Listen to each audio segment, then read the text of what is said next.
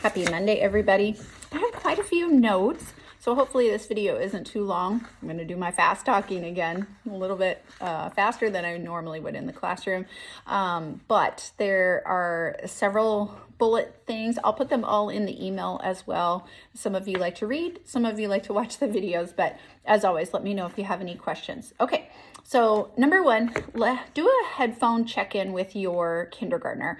Our headphones are kept in our lockers, and I've given them all a bag to put their headphones in, but they don't always make it back into the bag when we're done with those, and so the cords kind of get hung or strung out from under the bottom of the locker, and then the locker goes shut, and then the cord has now been compromised. So we have quite a few that are using the school headphones, but and then a couple that have been just like cracked and broken in between. But now that we've done away with rest time, I'll talk with you about that for a second, but there's no more towels kept in the lockers. That should be a little bit easier. I've tried different ways of storing the headphones in the classroom, but their own personal lockers seem to be the best one, but as long as they're being responsible. So if they're saying, no, I'm using Mrs. Rose, and you want to buy them another extra pair, maybe it's time to upgrade to the earbuds if you think they can handle them. Otherwise, just if you're going to buy another pair of headphones for them, just say, hey, I expect you to be responsible with these. So anyway. Okay, tomorrow is a special day in our classroom. We are going to vote for two candidates tomorrow, either Clifford or Duck. They have weighed a few options today and reasons for each candidate.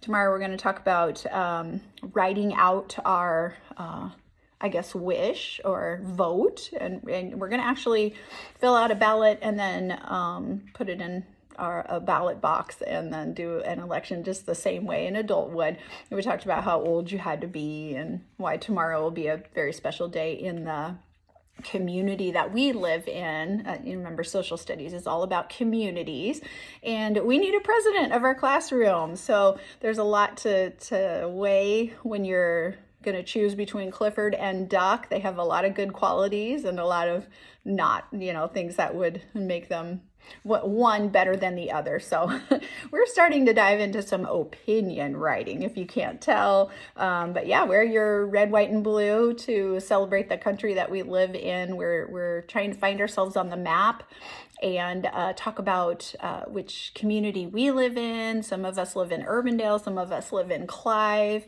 and we'll start finding ourselves on the map. We have a really cool, American flag flyer that you can look at when you come for conferences next week. But yeah, they're learning all about some of the things that we do to be an American, to live in this country. And one of those is voting.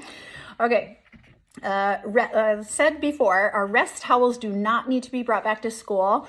This class just didn't seem to need it as much, although I am finding that since I did take rest away, it's never been a nap time in our classroom, but since rest has been replaced with read to self, I'm noticing that towards the end of the day, your kids may be like they were 52 days ago and be pretty tired at the end of today. I know at the very last, right up to the 3 o'clock before we packed up and did our final play of the day, some of them were just folding like pancakes. They were just laying down and it's like, when's the day gonna be over? So make sure they're getting plenty of sleep. I've got a couple tests coming up this week. They're starting to really realize that I've got to do a lot of these things independently, especially in math and reading literacy. I'm going to go through Seesaw here in just a little bit and check all their videos they made for me to tell me how their book boxes are going. They were supposed to choose one of the 10 of their Just Right books. So hopefully your video comes through tonight. So I saved conference talk for the end of this video because there's a lot to talk about. I mean, it's like a lot of stuff here. But some of you guys are first timers with conferences, and I'm so happy for you. Your very first parent, teacher, and student conference. In Waukee, we do all three. So the students are a big part of conferences. They'll do the talking for the first 10 minutes.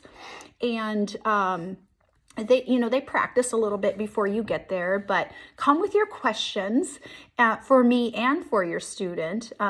But they're gonna show you some of the things they really liked on Seesaw, some of the things that they did in the classroom, and boy, there's a lot. They've got a writing journal, they've got a writing folder, they've got their huge book box full of artifacts and things that they want to show you, and things that they've set some goals, like I want to learn to read, or I want to learn to be a better mathematician. So they're going to have fun sharing those with you. But conferences are all about the positive academic and also some of the social and emotional things that are happening in their young lives. They're 5 and 6 year olds, and friends that they've made, and they want to share all this with you. So there will be quite a few things in the hallway. I would say come about 10 minutes early to your conference. I never know if I'm going to be running ahead of schedule. That never happens, but it has in the past a few times. But you will definitely fill your time. There are book boxes to read from, some of the books that maybe they prefer, or just a little bit too. And I always feel like engagement in reading is the key to reading. So, your student might have come into kindergarten just like, I don't have an interest in reading, but then they get in the classroom, they see others, they see their buddy classes that are reading, and then they get an excitement to kind of do that. So some of the books that are in their book boxes are perfect for their reading brains right now, so I choose them. Sometimes I let them dig in the tub, and then they can find the ones that are just right, but also interest. And then they keep about 4 or 5 classroom books. You guys have seen my library. I have over 2,000 books, and they can choose from any of those books and keep those in there. They trade those out whenever they get bored with them. So yeah, so read from some of those books. We'll look at some of the Seesaw artifacts, but if you haven't, there's a couple of parents that haven't logged into Seesaw yet. It's time to get on Seesaw. Hopefully you can turn notifications off. If you have other students and you're like, I get way too many, just turn the notifications off, and then just make a note to kind of check in and see how they're doing. And let's talk about Seesaw one more time. Remember, most of the things that they're doing on Seesaw, I'd say 90% of the things they're doing on Seesaw are just a way for me to see, did they pick up the learning activity that we did as a whole group, or maybe something that we've done in their small group in either reading or math. So if you see a mistake on there, it just telling me I need to continue with some smaller, or maybe some one-on-one, like your child learned this, but you see a mistake on there. So don't be too critical. You see a mistake on there, don't worry. Like if it was measuring and they said 4 blocks, but it was really 5 blocks, they're learning. So, and that helps me when I take notes when I'm watching Seesaw. And again, it's not everything that we do. In fact, our days are just I'm tired, and it's only 4:30. So okay, let's see. When you come, also in the hallway, you're going to have a lot of science journals. So dig through those science journals. We've got a bat book. We've got a pumpkin jack book. Living and non-living has been where we've lived on that one for quite some time. We've moved on to other social studies and science concepts, but take those home with you. And there will be some things that you will take home, even though we don't have the big, except for some of you that have had older students come through our classrooms. We used to have those great big binders that would go home with you. It's kind of like a scrapbook a little bit, but it kept a lot of paper things organized for you in reading, writing, math, science, social studies, related arts, things like that. But we won't have that this year, but we will have their writer's journal that will go home with you and then needs to be brought back.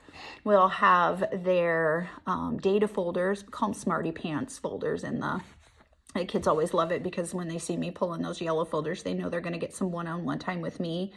So there are some things that I'll explain to you. You can bring back to school that I will need to continue to fill up, and they will continue to fill up with writing or thoughts. And then there's also some math games that they're going to teach out in the hallway. Hopefully they're teaching you a lot of math games when they go home at night, because math is a whole lot of like playing with things. So Okay.